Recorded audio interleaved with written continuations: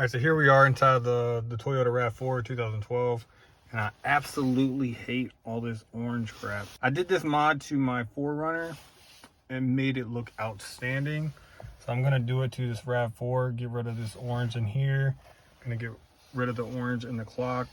These light up orange, these light up orange, these light up orange. It's a very simple process. But yeah, let's go ahead and knock this out.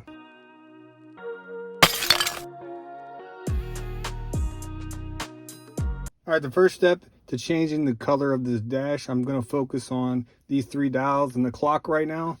First thing you wanna do is you gotta remove these trim pieces. It's 1, 2, and 3. And then this air conditioning unit pops right out. So all you gotta do is find something soft. I'm using my mask, my COVID mask. Put it around your flathead screwdriver or pry tool. Pry it up under there and then pull straight out. And it'll pop the bottom out. Just go ahead and wiggle and then the top will pop out. Just like every other electronic, there's a clip. You gotta disconnect the clip and then it'll disconnect this piece. Do the same thing to the other side with the hazard on it. Slide it right up under there, pry up, wiggle, wiggle, and then disconnect the clip in the back, or disconnect the electronics in the back, I should say. You gotta remove this trimmer on the radio. Just pop the bottom up, pop the top, and then you won't have this. This is just my wireless charger right here.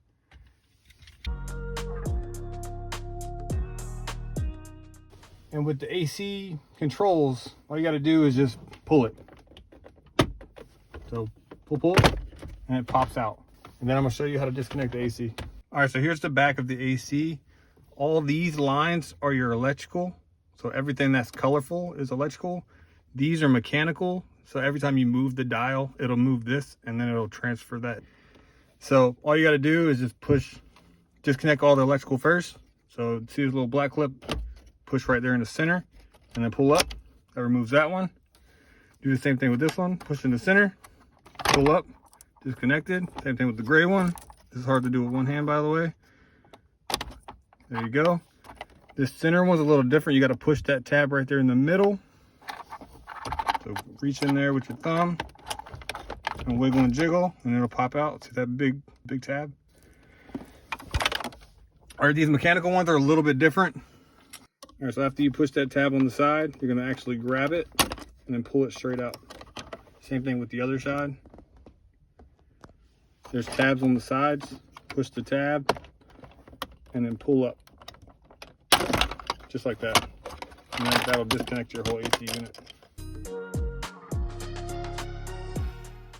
All right, so now that I got a place to work, the only thing you'll really need for this job is some LED bulbs.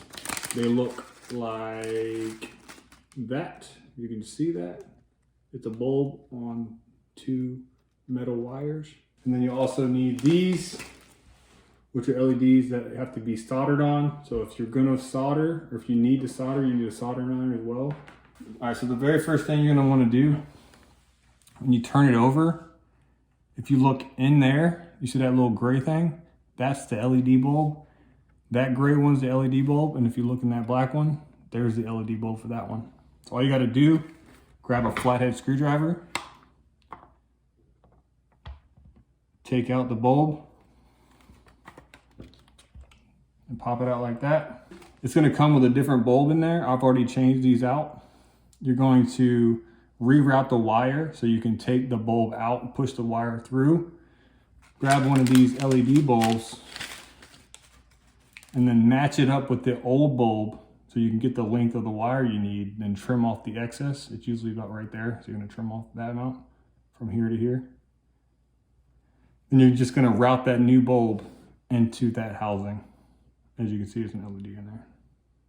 It is directional, so once you do this and get it rerouted and respun through all them little crevices right there, go out, plug it back in your vehicle to see if it turns on. If it don't turn on, you just have to take it out, turn it 180 degrees and put it back in. And that should kick it on because these are directional LEDs. So if it's not in the right direction, a positive and negative, it will not turn on. The radio is a little bit different. You're going to take out that screw and then also this screw above this connector right here. So do you see all these tabs right here? There's 1, 2, 3, 4. Don't worry about these 2 in the middle. Then there's also two on the back. I don't know if you see that. See the gray tab right there and then the gray tab right there. That's how you pull out the clock.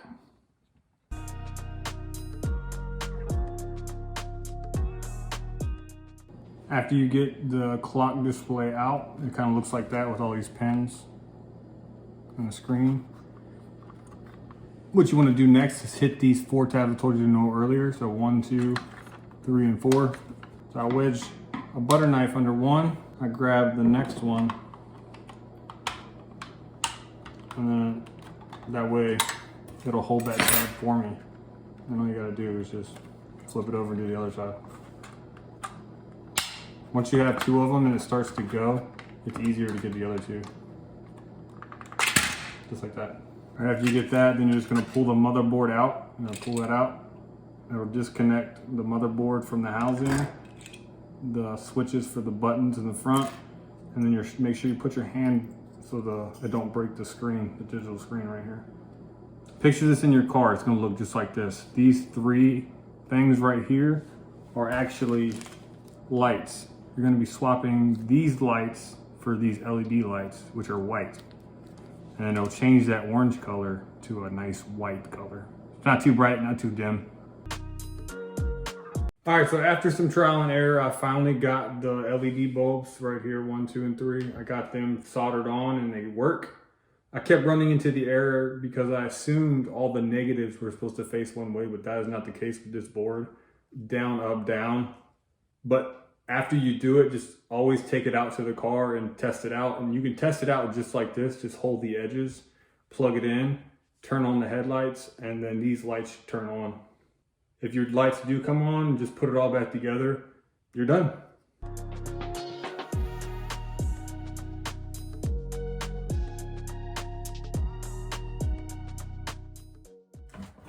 All right, so after you put it all back together, going outside and test it out again just to make sure it works before you button up everything and finish up the job. Again, it's just 1, 2, 3, and then 3 solder on LEDs. But yeah, let's go ahead and test it out. All right, so I know it's dark in here, but that's the only way I could really show you the difference. I'm gonna go ahead and plug these all back in. All right, so I plugged in all the electrical connectors. I'm not gonna worry about the manual connectors. Let me go ahead and turn on the key. As you can see, the clock is now white. Turn on the headlights. All the gauges are now white instead of orange. It looks a whole lot better. I'm also going to do the dash. Very, very, very orange. All right, so what we're doing here, we're going to be taking out the dash. It's kind of hard to see. It's starting to get dark outside. The very first step to take out the dash so I can swap out these lights is tilt the steering wheel all the way down. All the way as far as it goes and pull it towards you. Now what you're going to do is you're going to go around the trim of the instrument panel and just go ahead and pull it. It literally just pops straight out, just like that. Set that right down on the steering wheel to get it out of your way. So you're going to move this cloth right here. You're going to see some screws. There's a screw right there. There's another screw right there. Just take out all the screws and then you should be able to pull the instrument panel right out. Once you take those 2 screws out, you can literally it's in there with tension clips. So there's a tension clip and there's one more on the other side. All you're gonna do is disconnect that wiring harness and then also disconnect where it keeps it out of the way. All right, so now that you got your instrument cluster out of the vehicle, try and find a good workplace. The first thing you wanna do, turn it around to the back, and you're gonna take out every screw you see. I think there's like 8 or 10 of them. And just take all those out, and it should remove this white cover.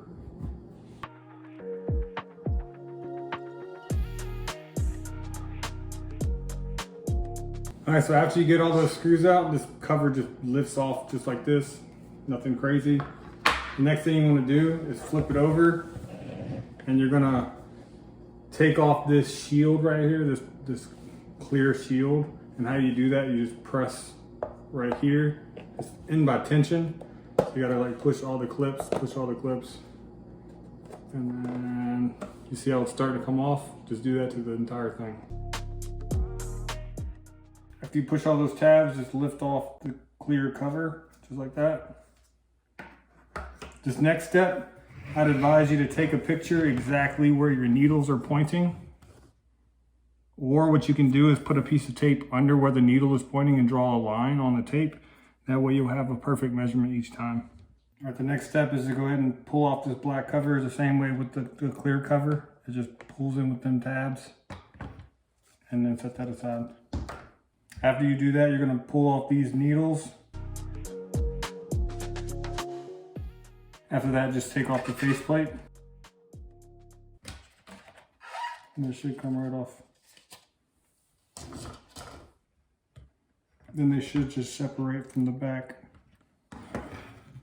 Now you have access to all your LEDs. Keep this handy so you can see exactly what bulb controls what. Lightly put this over it, you'll see what bulb controls what feature. There's a bunch of them. And then here's all the corresponding bulbs. Swap out your bulbs and you're good to go.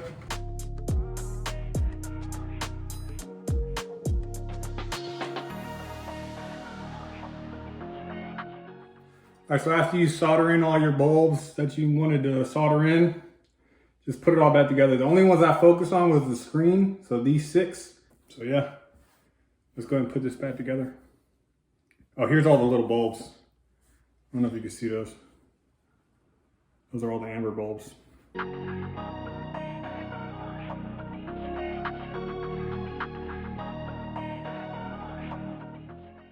All right, so once you got it all back together, make sure everything's nice and flat and seated. Make sure your gauges are back where they're supposed to be. Reference your photo or your marks that you've made. And yeah, let's go ahead and test it out. Now that you got your cluster all put back together, go ahead and test it out. How I do it is I'll just plug it in and then check all my gauges to make sure they're all right. When I did this before, my gas gauge shot to the left, my RPM shot to the right. All I did was just pop off this clear cover right here, and then I pulled the needle and put it back where it was. Make sure the car's off though. Don't have power going to any of these needles when you take it off. Yeah, let's go ahead and try it out. Some cars, the speedometer resets, but this one don't. So all I do is plug it in. You already clicked, I mean just plugged in. Grab my keys.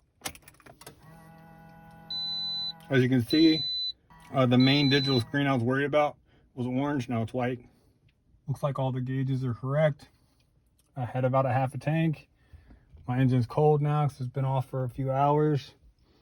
My miles per hour is on 0 and my RPM's on 0. Let's go ahead and finish putting it all back together.